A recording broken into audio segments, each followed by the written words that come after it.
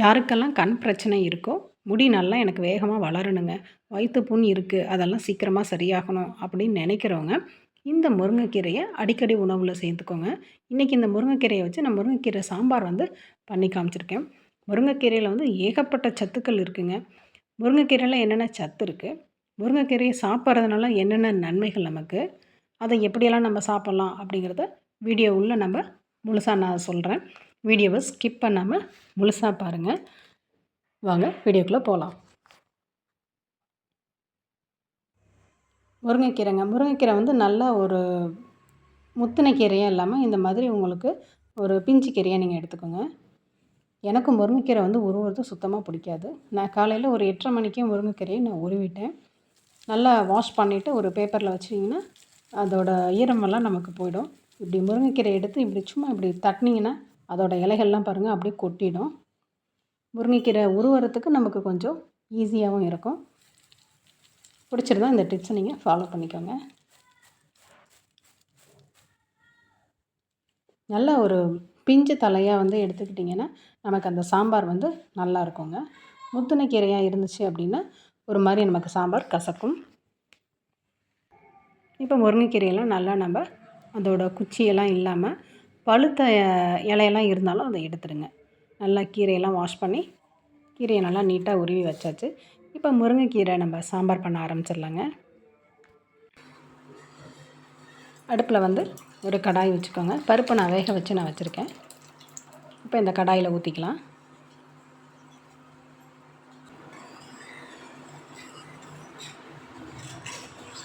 கரண்டியை வச்சு நல்லா மிக்ஸ் பண்ணி விடுங்க. அடியில் என்ன பருப்பு வந்து உங்களுக்கு கெட்டியாக இருந்தால் தேவையான அளவு நீங்கள் வந்து தண்ணி ஊற்றிக்கோங்க.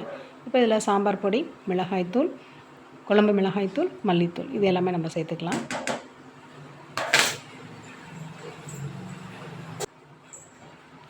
சாம்பாருக்கு தேவையான அளவு உப்பு சேர்த்துக்கலாங்க. இப்போ இதை அப்படியே மெதுவாக நல்லா மிக்ஸ் பண்ணிக்கலாங்க.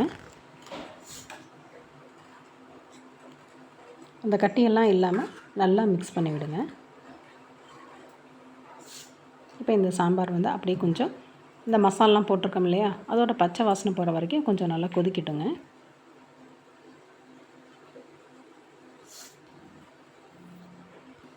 அதுக்கு முன்னாடி புளி நம்ம ஊற வச்சுக்கலாம்.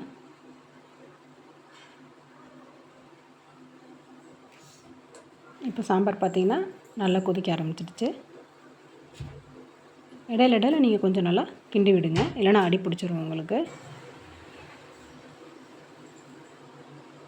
இப்போ நம்ம கீரையை சேர்த்துக்கலாங்க.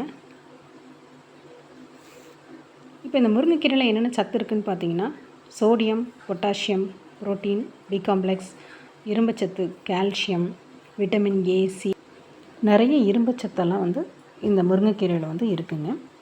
நமக்கு ரத்த சோகை வந்து இருக்கிறவங்களுக்கு பார்த்திங்கன்னா, இந்த முருங்கைக்கீரையை அடிக்கடி வந்து உணவில் எடுத்துக்கோங்க. ரத்த சோகை வந்து நீங்கி நமக்கு ரத்த உற்பத்தி வந்து ஜாஸ்தியாகும். சில குழந்தைங்களுக்கெல்லாம் பார்த்திங்கன்னா அடிக்கடி வந்து மோஷன் போகிறதுக்கு வந்து ஒரு பெரிய பிரச்சனையாக இருக்கும். அந்த மாதிரி குழந்தைங்களுக்கு இந்த முருங்கைக்கீரையை வந்து நீங்கள் சாம்பார் மாதிரி பண்ணி கொடுத்தீங்கன்னா அந்த மலச்சிக்கல் பிரச்சனையெல்லாம் போகும். நமக்கு கண் பார்வை வந்து நல்லா இருக்குங்க. அது மாதிரி நரம்பு தளர்ச்சி, சர்க்கரை நோய், வயசானவங்களுக்கெல்லாம் பார்த்திங்கன்னா அந்த மூட்டு வலி வந்து பிரச்சனை இருக்கும்.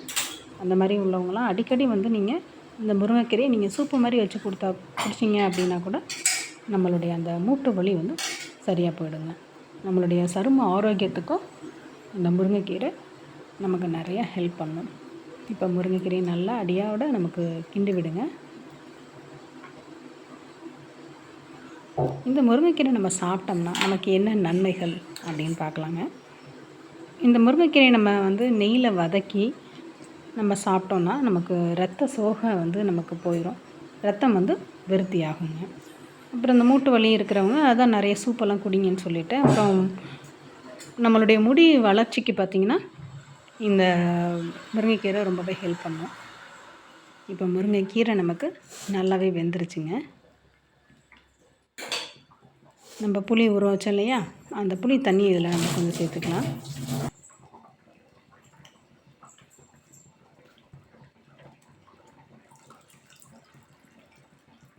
இப்போ புளி தண்ணி நம்ம சேர்த்தாச்சு.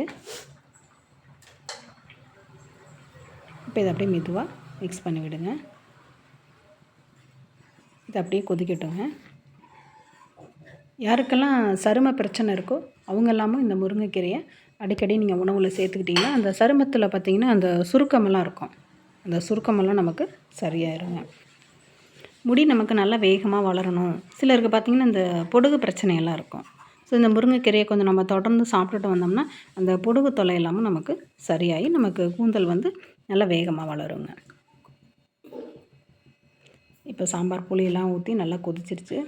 இந்த ஸ்டேஜில் நீங்கள் உப்பு காரமெல்லாம் போதுமான்னு நீங்கள் செக் பண்ணிக்கோங்க. எனக்கு எல்லாமே கரெக்டாக இருக்குங்க. இப்போ நம்ம குழம்ப வந்து தாளித்து விட்டுறலாங்க. எண்ணெய் ஊற்றி கடுகு போட்டு பெருங்காயத்தூள் ஒரு வரமிளகா போட்டு நான் தாளித்து விட்டேன்.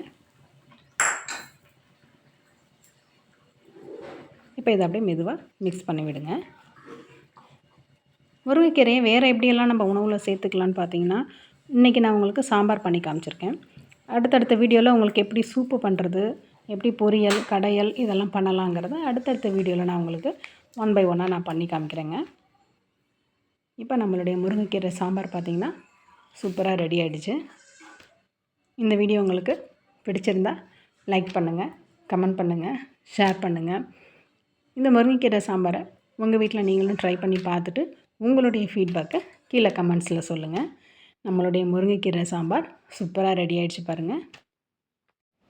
இப்போ நம்ம சாப்பாட்டோட சர்வ் பண்ண வேண்டியதாங்க. சாதம் வச்சு முருங்கைக்கீரை நம்ம சாம்பார் சூப்பராக வச்சாச்சு. இதுக்கு சைட் டிஷ் பார்த்திங்கன்னா நான் கத்திரிக்காய் வறுவல் பண்ணியிருந்தேங்க. வடகம் வந்து நான் வறுத்துருந்தேன். ஸோ உங்களுக்கு வேறு என்ன காய் விருப்பமோ அதை நீங்கள் ஃப்ரை, ஆனால் வறுவல் தான் இந்த சாம்பாருக்கு நல்லாயிருக்கும். ஏதாவது ஒரு வறுவல் வந்து நீங்கள் ட்ரை பண்ணுங்கள். வாரத்தில் ஒரு 2 முறையாவது நம்ம முருங்கைக்கீரையை வந்து அடிக்கடி வந்து உணவில் வந்து நீங்கள் சேர்த்துக்கோங்க. அதுவும் வயசானவங்க வந்து நிறைய சூப் மாதிரி நீங்கள் வந்து பண்ணி சாப்பிட்டிங்கன்னா, ஏன்னா அவங்களுக்கு தான் நிறைய இந்த மூட்டு பிரச்சனைகள் இருக்கும். ஸோ அந்த வீடியோ பிடிச்சிருந்தா லைக் பண்ணுங்கள். Thank you friends.